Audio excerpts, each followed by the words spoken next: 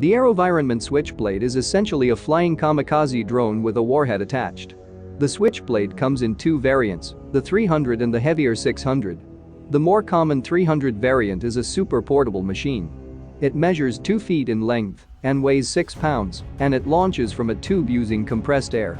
The Switchblade 300 is so light and compact that a service member can carry one in his pack.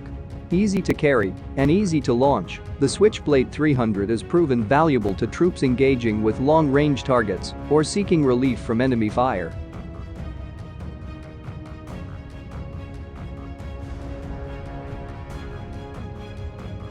The Switchblade is officially categorized as a loitering munition, for unlike a drone, it is not recoverable once launched. This makes it more similar to a missile. Once launched, the Switchblade 300 has a range of 6.2 miles and an operational window of 10 minutes, parameters insufficient for a scouting role. Instead, the Switchblade serves strictly as a weapon. It is akin to a kamikaze, launched to be destroyed. Through its color camera and GPS, a human operator uses a ground control station to select and engage targets. Alternatively, the Switchblade can be pre-programmed to conduct a mission on autopilot.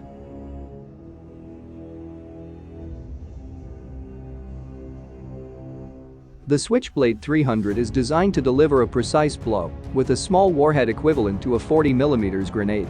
The warhead's blast shoots pellets forward in the direction of the Switchblade's flight rather than in a 360-degree circle. In theory, the forward-only blast reduces collateral damage. It can also be set to detonate at a predetermined altitude. Appropriate targets for the 300 variant include enemy personnel and light armored vehicles. The 600 variant, which uses an anti-tank guided missile warhead, can target armored vehicles. To prevent enemy forces from obtaining the Switchblade, the device can self-destruct in flight, even when no target is found.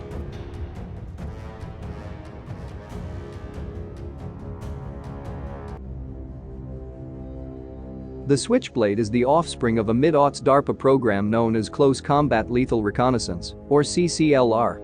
The main difference is that CCLR relied on a fiber optic cable that spooled out behind the vehicle as it flew. The modern Switchblade uses a more sophisticated radio guidance system. The device was designed to meet the needs of U.S. troops serving in Afghanistan, especially the need to thwart enemy ambushes. The system was conceived as an alternative to close air support, or CAS, a tactic in which suppressed troops call in, say, an A-10 Warthog to engage enemy suppressors. The problem with CAS is that suppressed troops have to sit tight and wait for supporting aircraft to arrive.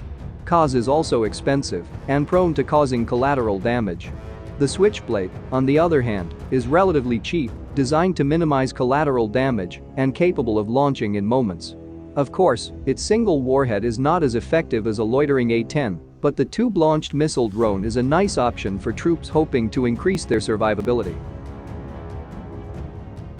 Afghanistan was the Switchblade's proving ground. Introduced in late 2012, it proved to be a favorable supplement to the arsenals of the U.S. Army, Marine Corps, and Special Forces. By the end of Operation Enduring Freedom, roughly 4,000 Switchblades had been deployed.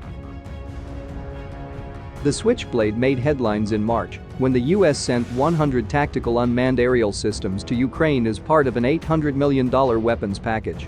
Each system may contain up to 10 devices. Just last week, videos surfaced of a Ukrainian Switchblade 300 attack against Russian troops. The Switchblade seems like a new staple of U.S. warfighting, and it is likely a harbinger of future autonomous weapons development.